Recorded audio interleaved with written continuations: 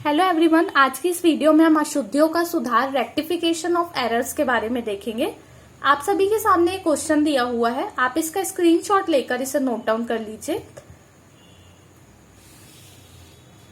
इसमें आपको लिखा है कि उपरोक्त त्रुटियों को ठीक करने के लिए फर्म की जनरल में उचित प्रविष्टियां कीजिए।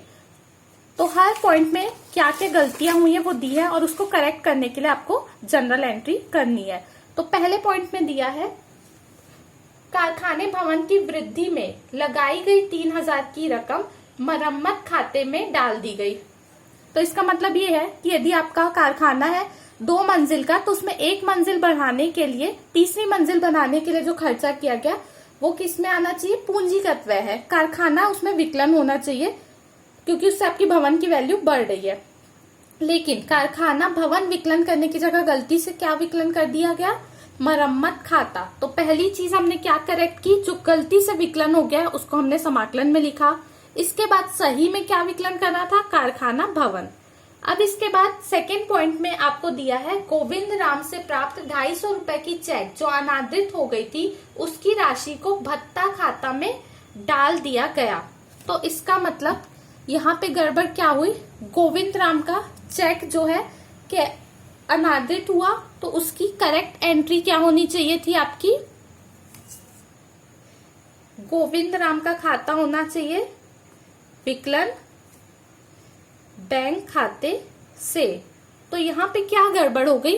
गोविंद राम का खाता जो सही में विकलन होना था उसकी जगह हमने क्या विकलन कर दिया है? भत्ता खाता। तो अब इसको करेक्ट कैसे करेंगे हम? भत्ता खाता को ले आएंगे समाकलन में और गोविंद राम का खाता कर देंगे विकलन।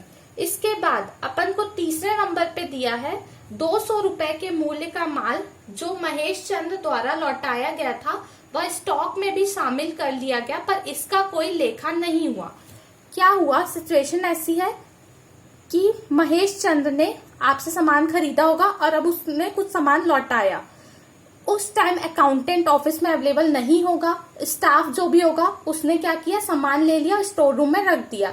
तो आपका स्टॉक जो है शामिल तो हो गया आपके गोडाउन में रखे बाकी सामान के साथ, लेकिन उसकी जनरल एंट्री नहीं हो पाई। तो इसमें क्या हुआ? पूरी एंट्री ही मिसिंग है। तो उसकी हम एंट्री करेंगे विक्रय वापसी खाता विकलन महेश चंद्र खाते से। इसके बाद आपको 4th नंबर में लिखा है मशीनरी की मरम्मत में लगाई गई 560 रुपए की रकम को मशीनरी मूल्य में जोड़ दिया गया। तो यहाँ पे क्या है? मरम्मत, रिपेयरिंग क्या है? ऐसा खर्चा जो आपको बार बार करना है, ये पूंजीगत व्यय नहीं है। तो ये यहाँ पे क्या होना चाहिए? मशीनरी खाता विकलन होना था। हमने गलती से क्या कर दिया? देखो मरम्मत हो रहा है तो आपका ये क्या है? पूंजीगत व्यय नहीं है, बार बार करने वाला खर्चा है। तो हमको यहाँ पे मरम्मत खाता विकलन करना था, गलती से हमने क्या कर दिया? मशीनरी खाता विकलन कर दिया। तो हमने मशीनरी खाते को समाकलन में लिख दिया और हम मरम्मत खाते को विकलन कर दिया।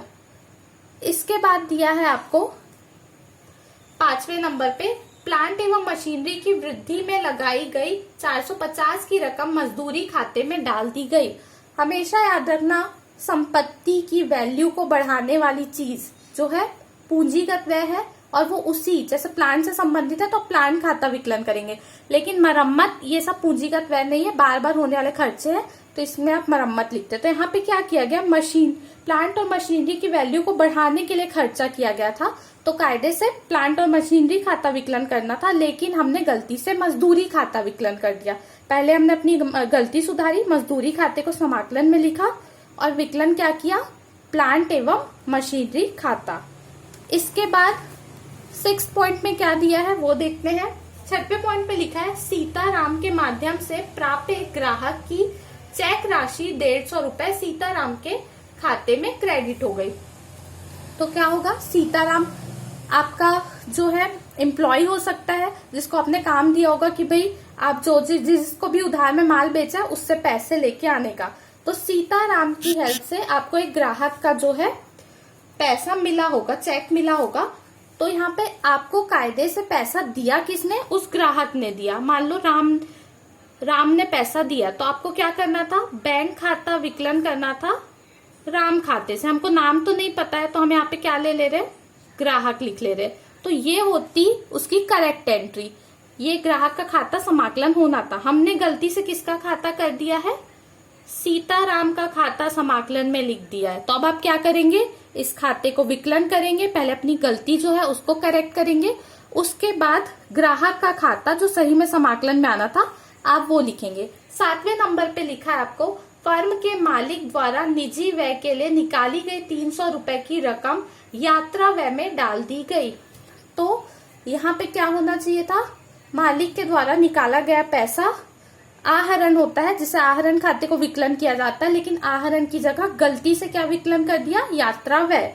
तो पहले गलती सुधारने के लिए यात्रा व्यय को समाकलन किया और सही में क्या विकलन करना था, आहरण। तो आहरण को विकलन में लिख दिया। तो ये थी, हमने देखा किस प्रकार से अशुद्धियों का सुधार किया जाता है। Thank you very much.